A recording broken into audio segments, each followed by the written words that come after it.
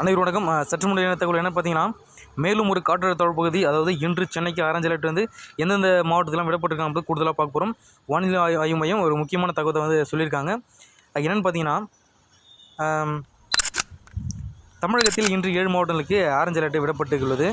அதை பற்றி தான் கூடுதலாக பார்க்க போகிறோம். இது தொடர்பாக வானிலை ஆய்வு மையம் வெளியிட்ட அறிக்கையில் பார்த்தீங்கன்னா, நேற்று பார்த்தீங்கன்னா 16ஆம் தேதி, அதாவது 16ஆம் தேதி இலங்கை கடலோர பகுதிகளுக்கு அப்பால் உள்ள ஒரு தென்மேற்கு வங்கக்கடல் பகுதியில் பார்த்தீங்கன்னா நிலவிய ஒரு காற்றழுத்த தாழ்வு பகுதி இன்று வந்து பார்த்திங்கன்னா 17ஆம் தேதி காலை தென்மேற்கு வங்கக்கடல் பகுதியில் அதனை ஒட்டிய பகுதியிலும் மழை பெய்து வந்தது.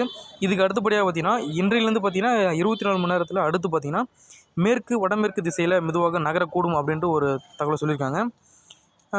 வருகின்ற 22ஆம் தேதி வாக்கில் பார்த்திங்கன்னா தென்கிழக்கு வங்கக்கடல் பகுதியில் பார்த்திங்கன்னா ஒரு காற்றழுத்த தாழ்வு பகுதி உருவாகக்கூடும் அப்படின்னு சொல்லியிருக்காங்க.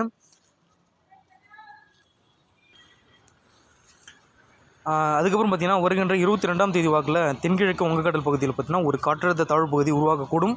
இது பார்த்திங்கன்னா அடுத்த 48 மணி நேரத்துக்கு மேற்கு வடமேற்கு திசையில் நகர்ந்து மேலும் வந்து வலுப்பெறக்கூடும் அப்படின்ட்டு ஒரு கூடுதல் சொல்லியிருக்காங்க.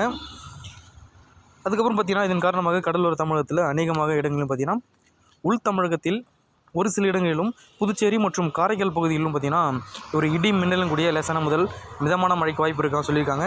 குறிப்பாக பார்த்திங்கன்னா சென்னை, செங்கல்பட்டு, திருவள்ளூர், காஞ்சிபுரம், மயிலாடுதுறை, அப்புறம் பார்த்திங்கன்னா நாகப்பட்டினம், திருவாரூர் மாவட்டங்களில் ஓரிரு இடங்களில் மழை சொல்லியிருக்காங்க.